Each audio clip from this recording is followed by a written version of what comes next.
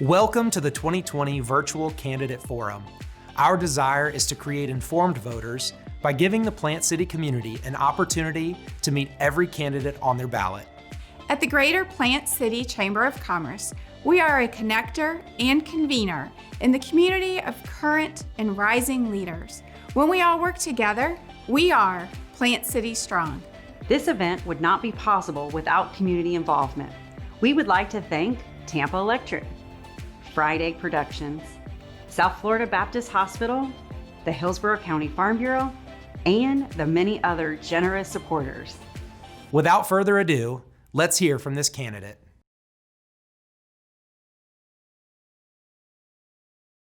Hello, my name is Sophia Hyde. I am the Community Relations Manager for the Greater Plant City Chamber of Commerce.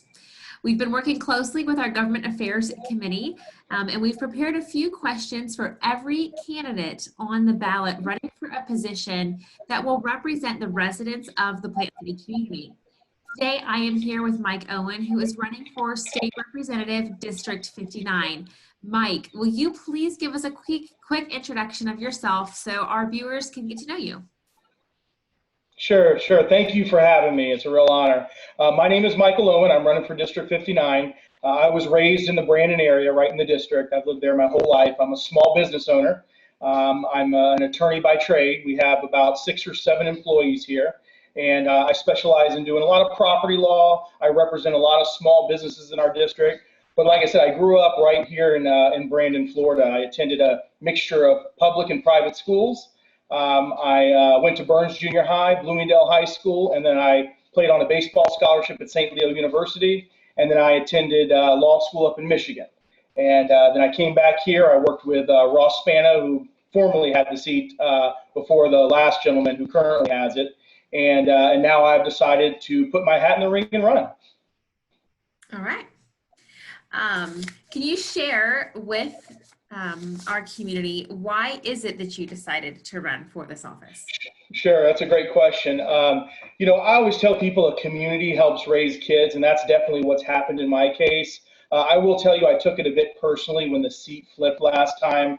As many of your viewers will know, we were a Republican seat for a long period of time.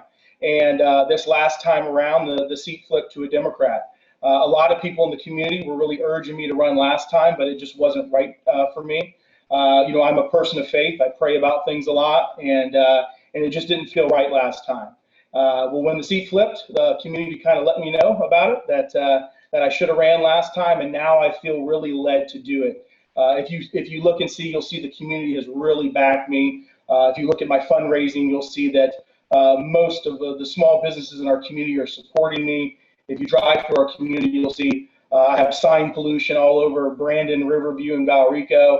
I'm very humbled by the community coming out and responding to me running for office. So the reason I'm running is because I owe this community a debt that I cannot repay, and I feel led to do it.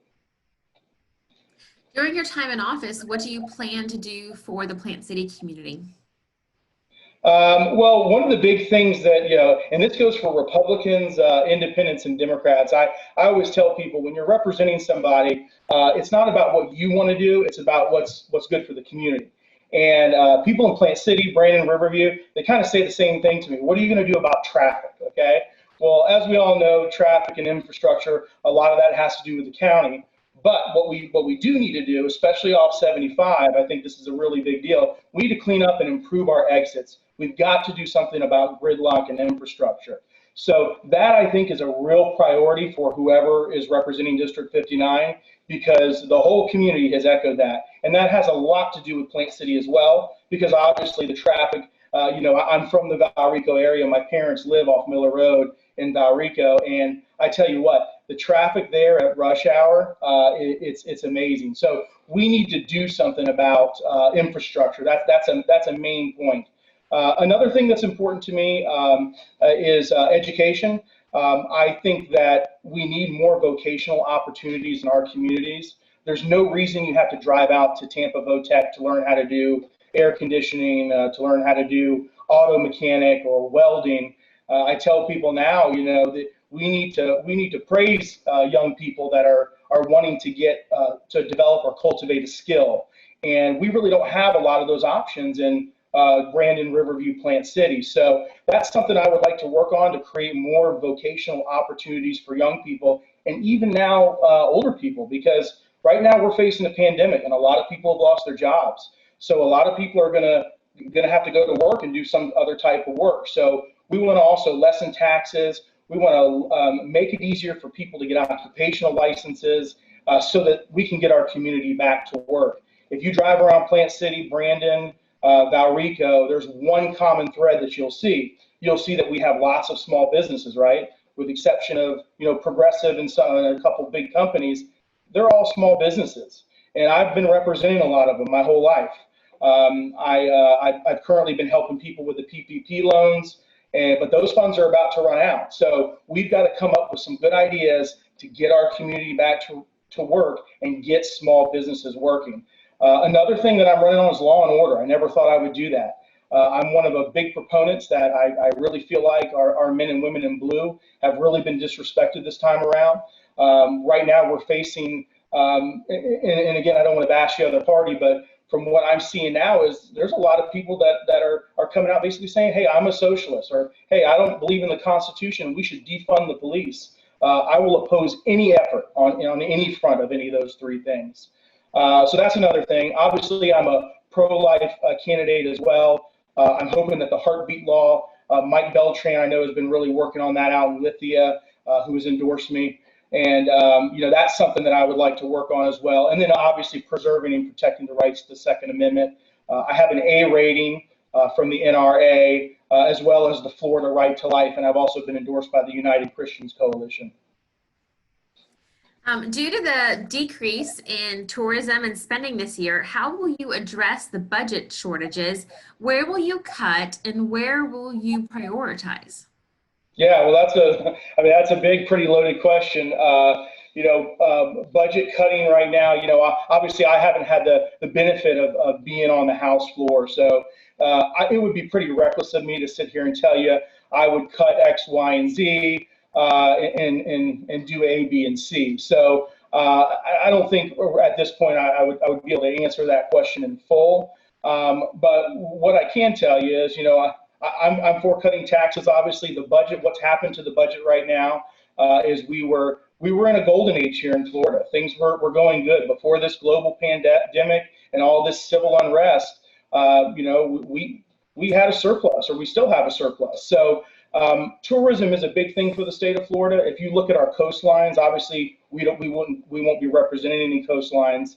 But I will say this, that between red tide and between COVID, our tourism has been devastating, especially the businesses on our coast. So, I have a little environmental twist to me too. I really think that the governor did a great thing by doing a lot of research into the environment to figure out what's going on with red tide and that kind of stuff. But right now, a lot of that looks like it's being tabled. So I don't want to tell you that I would cut something in particular, but what I can tell you is I'm somebody for small and limited government, and I would agree to lower and cut taxes.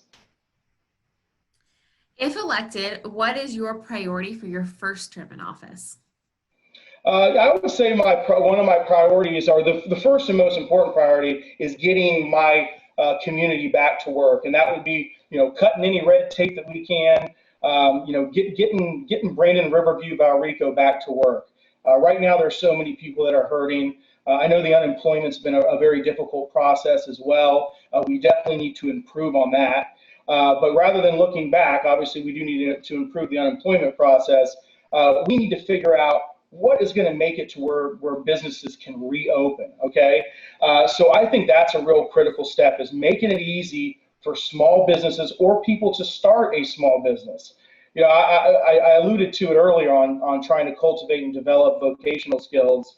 I always tell people, look, obviously I went to college, I went all the way, but I don't necessarily think college is best for everybody.